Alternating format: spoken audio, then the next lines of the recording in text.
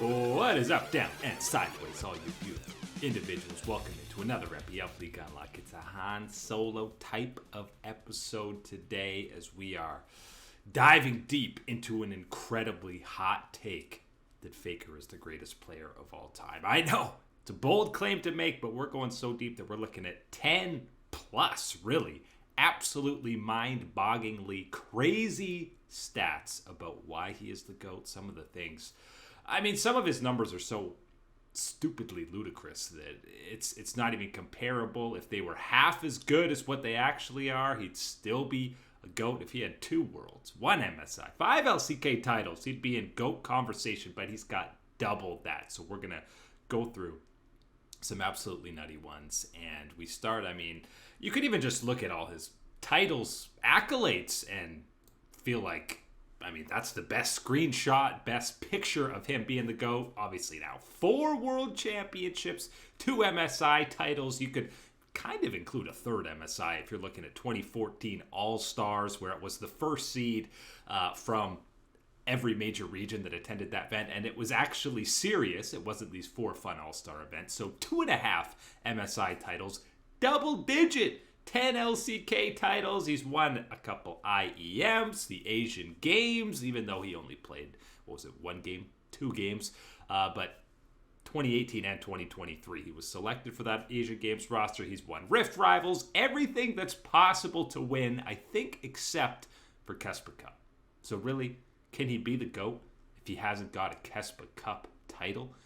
Obviously. I'm joking. But this isn't even part of the 10 crazy stats. This is just purely what's on his trophy shelf. The hardware that he's got. Faker's trophy case, he needs multiple. He's got to have these airlifted in. There's so many trophies on them. Let's get to the actual insane stats. And you start just looking at a simple one. The career record. He's got over 1,000 games played, and yet he still has a 68% win rate. And to put that into context, how unbelievably insane that is, we throw up a couple of these other mid laners that have incredible longevity and have dominated their regions. Chovy obviously hasn't been around as long, but he has had some nutty 17-1 regular season, some incredible runs on Griffin. He's only got a 65% win rate and has played almost half as many games as Faker. Xiaohu has been around not as long as Faker, but has had insane longevity, dominant, been international time and time again, 62%. Scout, a similar win rate for a guy who's been around. Rookie, a guy who has been since 2014, the longest of these other guys other than Faker, sub 60%. So the fact that Faker has been around for 10 years now and is sporting one of probably the best win rate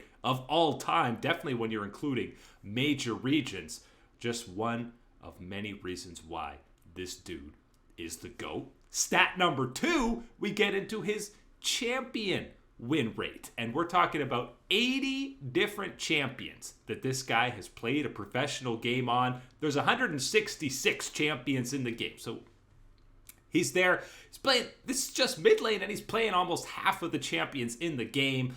I mean, I can't imagine how many have been released since Faker's been playing. It's like half of these already. But 80 out of 166 he's played on. He's got a over 50% win rate on 65 of those 80 champions. And most of the ones that are sub 50, he's only played a single game on. So he's got, a 0% win rate on some of these off-meta kind of random picks. So 65, 50% win rate. That's why this dude's got a 68% overall career win rate, because he's doing it on multiple champions. Obviously, the single champion to highlight is the LeBlanc. You know the story around 2015 MSI when he was undefeated on the pick. You go 8+ years later, and he's got a 50-10 record. I know we always love to gush over Def's Jinx record, which rightfully so. That is one of the nuttiest stats that we have of any player. 50-10 is not so bad on that pick. And then you're including Azir. He's got over 100+ games on and is still sporting a disgusting 60+ win rate on that pick, which is his most played. Obviously, he definitely took it to heart when he was getting benched for Easy Hoon. For that Azir pick, he said, you know what? they say this guy's the best Azir. I'm gonna make it my life's purpose to become one of the best Azir players in the world. And yeah, I think you safely did that, buddy. So I mean, you could go down the list of champions that he's played, and so many of them he's got like 60 plus, 70 plus % win rate on. Absolutely nutty that he has never been a victim of the meta. He's always making the meta. He has a champion ocean, one of the many reasons why he is the GOAT. And we're going to count how many times I say GOAT today. Number 3 stat to look at. This is my favorite one on this list because it is so unbelievably insane. Obviously, we know he's played over 100 games at Worlds, almost has 100 wins, 96-34. Overall is this guy's record at the World Championship. That is a 73.8% win rate. Pretty damn good. But the crazy part, 96 wins at Worlds. The LCS as an entire region since Season 1 has 97 wins at Worlds. So congratulations, LCS. Every North American team that has ever attended the World Championship, going back to Season 1, has amassed one more win than Faker has. In way less World Championships, his first time going was Season 3, and of course he's missed going to the event a couple times, so in like 3 or 4 less World Championships, he's picked up one win less than every single North American team combined. Obviously, that is a combination of the sheer levels of dominance that Faker and T1 have had over the years, and the sheer level of ineptitude that the LCS has had, because you got multiple worlds where the LCS has picked up 3 wins. 3 total wins at the entire World Championship, which Faker's picked up in the first week, usually, when he's attending these events. So, absolutely, that is my favorite hand-picked stat to look at. He is better than an entire region, hands down. Number 4 is a surprise stat that you would think there's more of. This is the only one on the list where you're going, I thought he'd have more of those. And it's kind of a couple in one. We're talking pentakills. Only 1 pentakill, and it was way back in 2015 on LeBlanc in the early days of his career. And I know he's not playing 80 carry where it's easier to rack up pentakill after pentakill, but other guys like we've talked about on this list, somebody like Showmaker, Chovy, Zhao, who feels like we've seen multiple pentakills over their career, thought he might have had more. Obviously, that's no negative against him. Same with the MVPs, the individual awards. He's only got 1 playoff MVP when it comes to the LCK and a couple of regular season MVPs. I know most people, you say they have 2 regular season MVPs and a playoff MVP. That's a career. That's a highlight. Fantastic. But 10 LCK titles under his name, you probably might have thought Faker would have a few more of those under his belt, and he does not. He doesn't need them because he picks up the hardware that matters. That's the trophy. That's the dub. That's the title to his name, and that's really the only one that's important. And he also has, obviously, the longevity as we look at stat number 5. He was the first player to get 2,500 kills in the LCK. He's actually the first to hit all of these milestones, 1,000, 1,500, 2,000. You know, us humans, we love to measure things in integers of 5, 10, 20, 50, 100, whatever it is. He's hit every single major milestone. He's also the only player with 800 games played, not just in the LCK, but in any individual region. No one's played that many games in a single league, which is what makes any stat going forward just going to be even more unattainable, unreachable for any other player. It's unheard of to have the longevity that he's had and not be a washed up guy just cashing in paycheck to paycheck, still being one of the premier mid laners in not just the LCK, but the entire world. And 3,000 kills in the LCK, here it comes. 1,000 games played. I'm sure he's going to shatter both of those as his career continues. We know he's coming back with T1. We know this guy's probably going to be playing until he's 45 years old, and he's played 10,000 LCK games. That's assuming, League of Legends still exists. But who knows? This guy could just transition and play another game. Whatever the new game is, he says, you know what, I'm going to pick up Valorant. I'm going to pick up some MOBA that you're playing on your virtual phone that you're moving everything around and it's 40. I don't know. This guy, his potential is limitless. And that is showcased in stat number 6. Bring out the board. It's full Worlds themed. This is, again, a couple in one, and it's just... you talk about those wins, 96 wins to the LCS is 97. This is why he has so many wins. Not only is he 8 for 8 making it to the semifinals at the World Championship. That is a mark that most teams strive for and would call the entire year a success. If any LCS team somehow managed to make it to the semifinals, we'd basically give them the World's trophy for even making top 4. My man has never finished below top 4 at Worlds, and he's never finished below first in the World's group stage. I know now with the Swiss stage format, things are a little bit different, but when it was that A, B, C, D group, they finished first every single time, even when they weren't that first seed coming out of the LCK or maybe the overall tournament favorites. They always got it done in that group stage, coming out as the top dog. And maybe the craziest stat on this board, a crazy stat in a sea of crazy stats, he has made finals 6 out of the 11 World Championships that we have ever had. That is more than, if you're flipping a coin, more times than not, you're going to be getting Faker matching up in that championship final, which Riot is all for because the viewership numbers go to the moon whenever Faker and T1 are in these marquee matchups. But 6 out of 11 is absolutely insane to be rocking those numbers. Now we're looking at 4 and 2 in the finals. Pretty damn good. Over 50% of that. And I mean, you honestly could have done a whole video that's just breaking down this guy's insane world stats, because these are the craziest ones.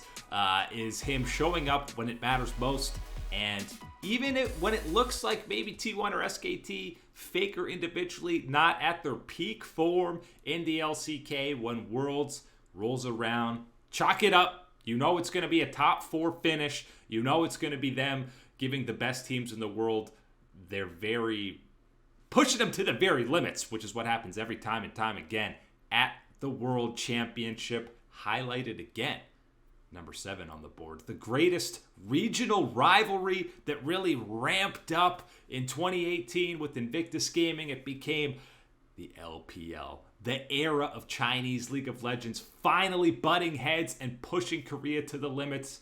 But Faker has never felt that, because he has never, in the history of League of Legends, the history of the World Championship, has he lost a best of 5 to the LPL at Worlds. It's happened at MSI, yes, multiple times. EDG, RNG, BLG, JDG.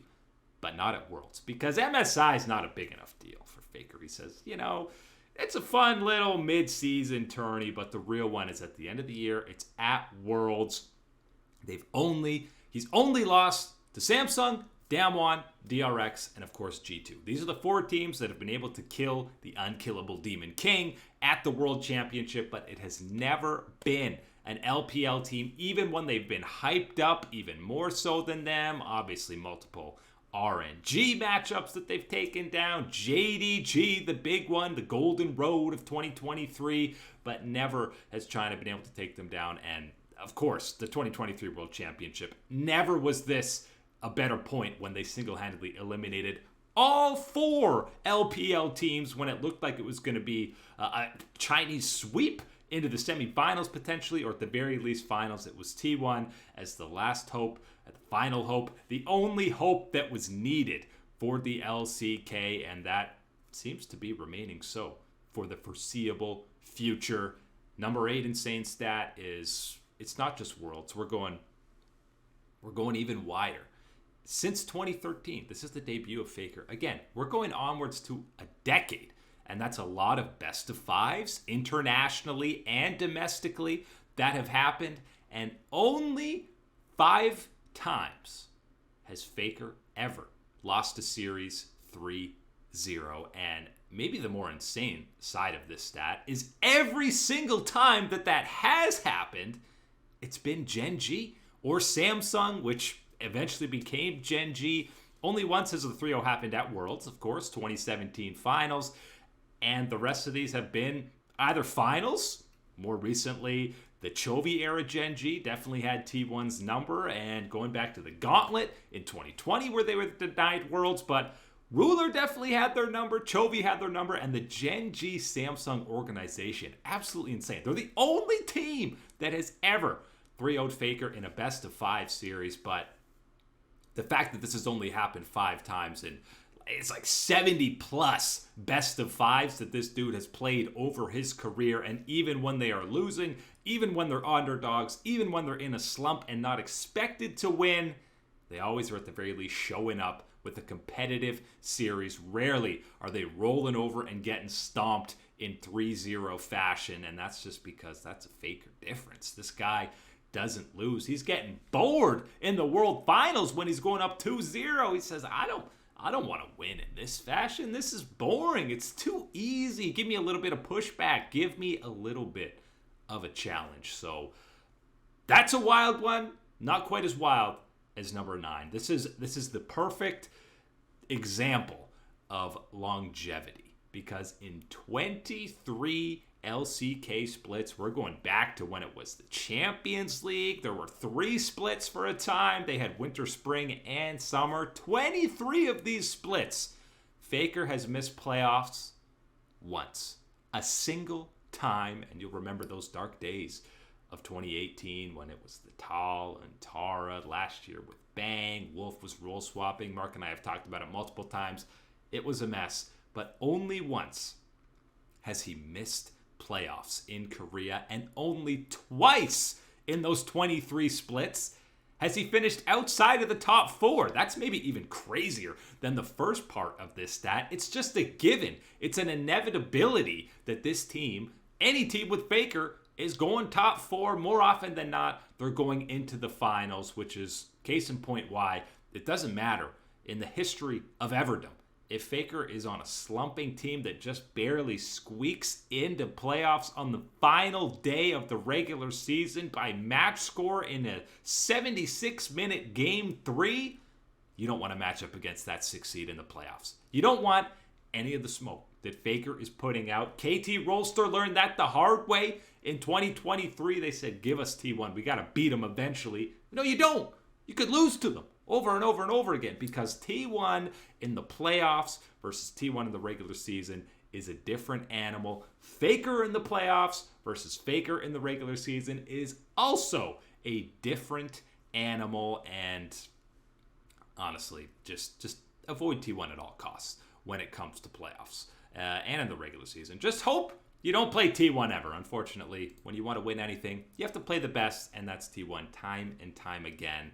Stat number 10, final one on this list. And again, it's kind of a duo, but they go hand in hand because it speaks to not just the on-Rift performance, but the impact that Faker has had for not just League of Legends, but esports as a whole in terms of viewership numbers, Riot investing in the face of their game, and the fans. That obviously this guy has the biggest fan base, as he should. Case in point, these Worlds theme songs. You go back to 2013. 2013, they didn't really have one. It was just kind of a bit of a teaser video. 2014, the Warriors and Imagine Dragons is when they first really started doing these Worlds anthems. And since then, 6 out of 10 of these have referenced Faker in some way, starting with the Worlds Collide, which is one of the slept-on ones. The second kind of big teaser they did, Faker is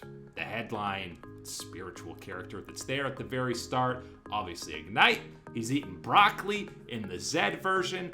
Rise is when we get this live action type, not live action, but this animated Rise in the Rise video of Faker taking over. And then it was like 3 years in a row that he was in there. Phoenix takeover. You had the 1 year in 2018 where Faker didn't make Worlds, and Riot was sweating like, wow, we can still fit him in this video, but how are we going to get him in these other ones?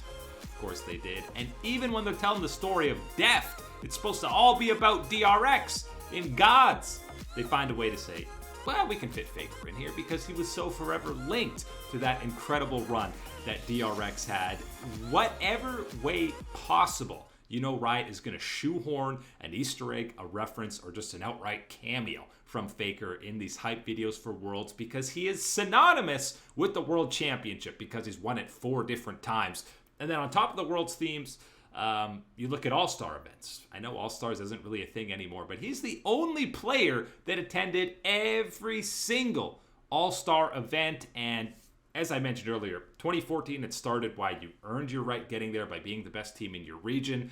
Since then, it transitioned to fan voting, and obviously, every single year, even when T1 wasn't at their highest level, Faker got voted in. Of course he did. Didn't matter where the event was, if it was in NA, EU, wherever, they wanted to see Faker. They wanted to see the Demon King on stage, even when it was for fun stuff. And some of the 1v1 tournaments, whoever was matching up against Faker was some of the most viewed events for the entire tournament. So Riot knows, I'm sure they would have rigged the fan votes for him to get through if they needed to, but they didn't need to because everybody wants to see him.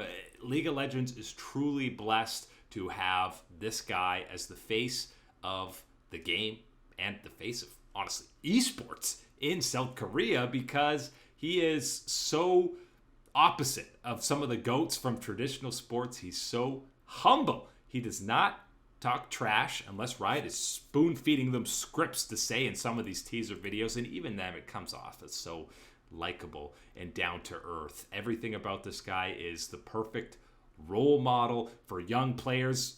How many guys like Showmaker, guys like Chovy have said they look up to him? He was the guy they watched growing up, even though they're only a few years younger than him. He is the perfect face of an esport to have, and I mean, even current former players are still rooting for him. Guys like Wolf stay within that T1 family, stay near Faker, Guma, all 5 of the champions from 2023 re-signing because they want to be with Faker. They want to be the GOAT. He will never be taken down from his throne as the greatest of all time. But that is it today for League Unlocked. My name is Eric. Thank you all you beautiful people for watching as always, and I will catch you on that flippity flip.